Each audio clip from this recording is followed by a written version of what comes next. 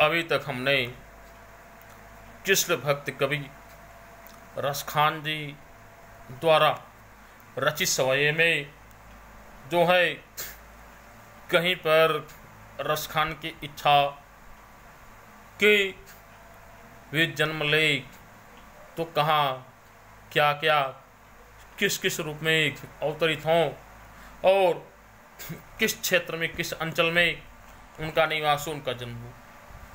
इसके साथ ही साथ हमने जो है कृष्ण के प्रेम में कृष्ण के प्रेम रस में पगी हुई गोपिकाओं की मनः दशा को रसखान जी के कविताओं के माध्यम से सवये के माध्यम से हमने देखा और इस तरह से हमने जो है 5 सवये की व्याख्या किया। अब अगले 5वें सवये के आगे यानी कि 6ठे सवये और उसके आगे के बारे में हम आज व्याख्या करेंगे। संदर्भ पहले की तरह से चलेगा, इस नाते इस विषय व्याख्या की जाएगी। संदर्भ आप पहले की भांति संदर्भ आप देखेंगे।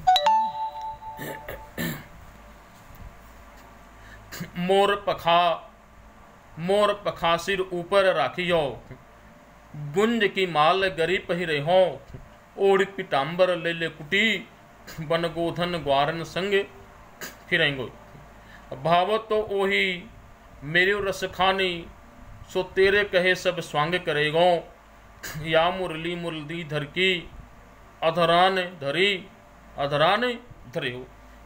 एक गोपी दूसरी गोपी से कहती है कि हे सखी, मैं तुझे संतोष दिलाने के लिए, हे सखी मैं तुझे संतोष दिलाने के लिए मैं कृष्ण के रूप को धारण करके कृष्ण की तरह से सारे के सारे कार्य को करूंगी। कृष्ण की तरह से सारे के सारे कार्य को करूंगी। वह बता रही है कि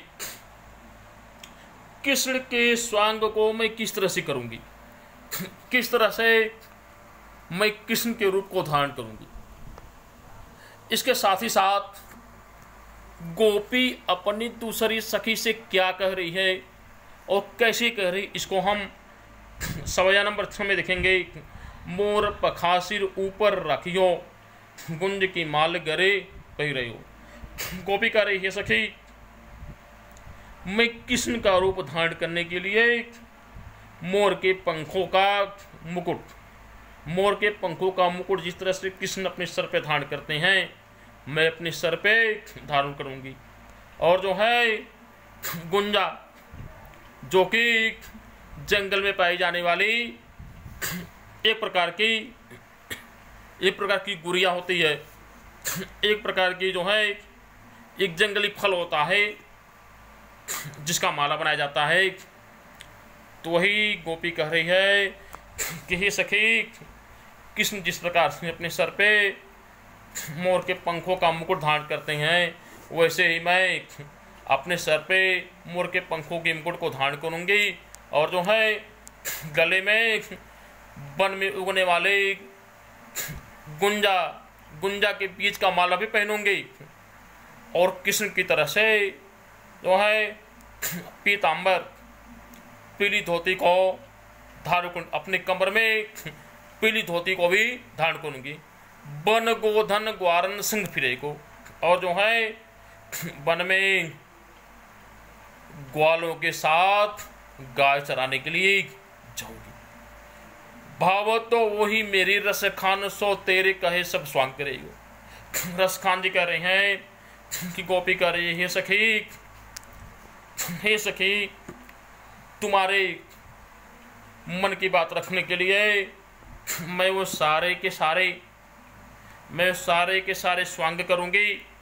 सारे के सारे कृष्ण के क्रियाकलापों, कृष्ण की लीलाओं की नकल करूंगी जिससे तुम्हें तृप्ति मिल सके। लेकिन या मुरली मुरली धर की, अधरान धरे हो। लेकिन मुरलीधर अर्थात कृष्ण की इस मुरली को मैं जो है अपने अधरों पर यानी कि अपने अधरों पर न कभी धरोंगे और न ही इसमें बजा सकते। अब जो है अगले सवय में हम देखते हैं सवया, तो इसमें जो है सवया नंबर 6 हमने देखा। सवया नंबर 6 के साथ ही ये सवया आज समाप्त हो गया। अब जो है हम कल रसखान जी के कवित नाम से आगे जो रचना है उसको हम देखेंगे। इसके संदर्भ को पहले की तरह से देखा जाएगा। व्याख्या जो बताया गया है उसमें पहले की तरह से संदर्भ को जोड़ करके उसको हम समझेंगे, पढ़ेंगे और जो है अपनी कॉपी में नोट करेंगे। जो गृहकार दिया जाएगा उस गृहकार को जो है पूरा करेंगे। तो अगले भाग को हम कल देखेंगे।